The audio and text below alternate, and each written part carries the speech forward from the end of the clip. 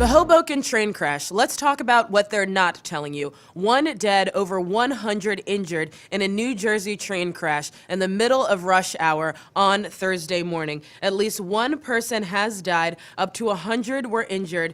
Initially, it was reported by the hospitals that there were 2 more deaths, but now we have found out that these people were critically injured. There are 3 trauma patients right now receiving care, and we've had reports from social media. We have tons of pictures of people reporting on this crash. It was twisted piles of metals and brick. There was glass everywhere. People were pinned under concrete. There were very, very serious injuries. People were saying on social media that they were glad that they even escaped with their lives.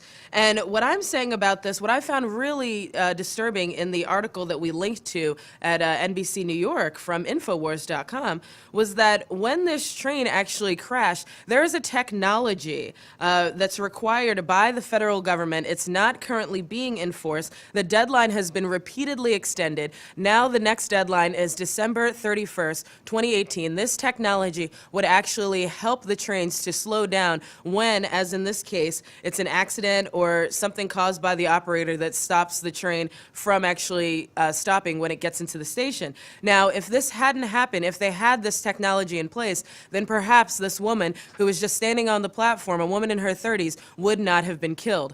So my thing is, my whole angle on this is that why do social justice warriors care so much about identity politics, about what bathroom we're going to use, about who can get married and who can't get married, and all this really inconsequential things that happen in our lives, when it really comes down to this? Our infrastructure in this country is crumbling. We have very, very serious issues going on with bridges, trains, buses. All of our transportation is very, very tenuous. The situation is very, very serious. Our president doesn't seem to care. President Obama isn't taking the steps that it takes to actually ensure our safety when it comes to transportation. I'm Ashley Beckford reporting for Infowars.com. I want you to go check out the app, look at the story on Infowars.com, and continue to follow as we bring you more breaking news.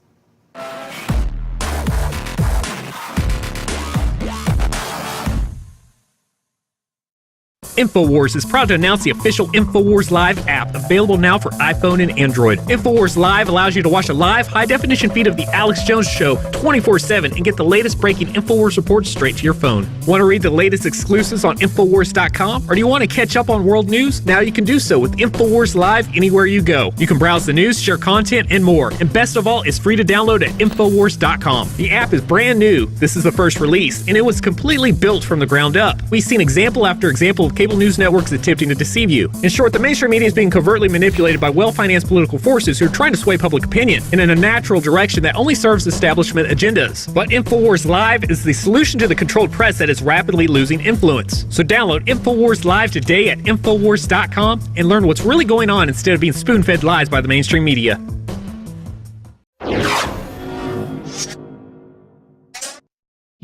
The Hoboken train crash. Let's talk about what they're not telling you. 1 dead, over 100 injured in a New Jersey train crash in the middle of rush hour on Thursday morning. At least one person has died, up to 100 were injured.